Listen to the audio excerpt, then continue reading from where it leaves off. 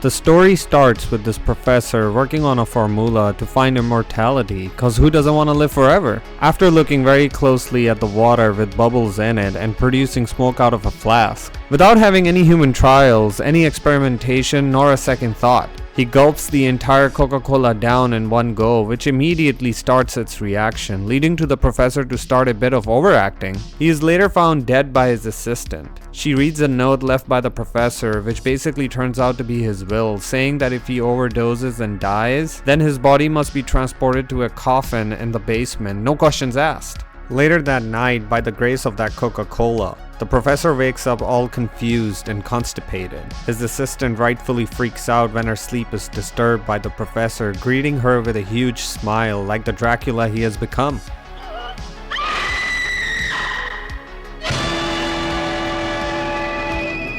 The professor, realizing he needs an unpaid intern for the rest of eternity, spares no time in turning his assistant into a vampire. The scene now shifts to a journalist who is trying to find a mansion rumored to be haunted.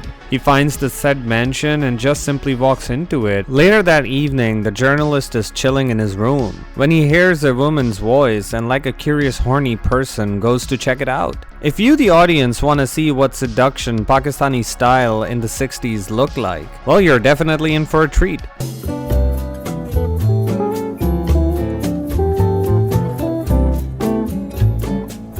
Dude just stands there and lets this happen to him, doesn't ask any question but becomes completely frozen stiff like he's under the assistant's spell, when suddenly the assistant shows her true colors by giving him a very strong love bite like a cat. Why are you doing this? A permanent stamp of her love imprinted on the journalist forever. Dracula shows up just in time, gives his assistant a child to feed on, and orders her to leave. Now the journalist has seen too much, so it's decided he shall be strangled. Just before the professor could completely finish him off, daylight breaks in and the vampire has to retreat.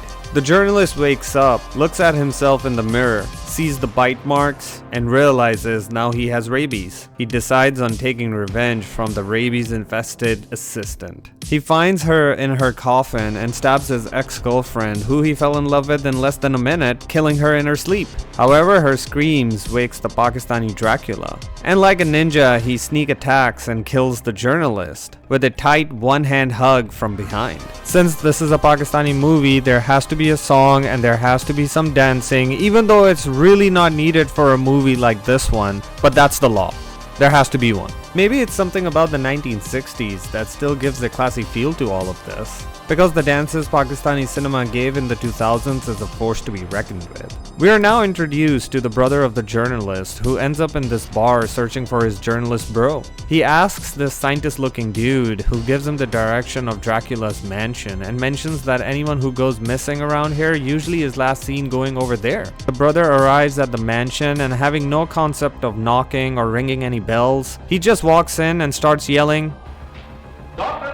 Eventually, he makes it inside the basement, where he discovers his brother's new dental work. Saddened by the horrible work done to his teeth, the brother decides to release his journalist bro from this torture and prepares to stab him right before the screen fades to black. We have another song introducing the wife of the journalist, who starts playing hide and seek with her friend. Without any explanation, the wife is found unconscious by her friend and later wakes up to no memory. How convenient. Later that night, the wife cannot go to sleep and seems agitated, and for some reason starts breathing heavily in weird positions. Finally, the Dracula appears, which really excites the wife, and he does the Nosferatu deed on the girl by wetting her neck with such ferocity that the wife just ends up dead.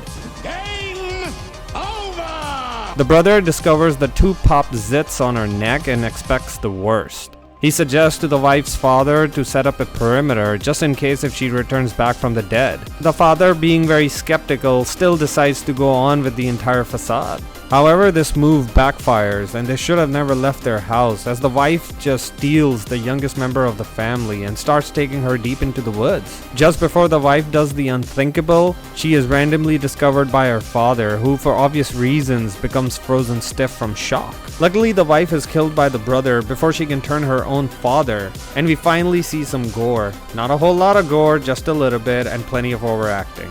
However, when they come home, they find the mother acting weird and just falls to the ground, knocking herself out. They discover that Dracula has also popped her zits by wetting her neck. Knowing for sure that the Dracula will appear again, they once again set up a perimeter and once again are proven useless as the Dracula has made it inside the house and wants to wet the woman's neck again. This guy really likes all the women of this household. He kidnaps the entire woman this time and just takes off, but this time the duo is in pursuit of the bloodthirsty womanizer. Can't really run with a half-asleep woman by his side now, can he? So he just abandons her and runs for his mansion with the brother right behind on his tail. Once inside, they both get into hand-to-hand combat.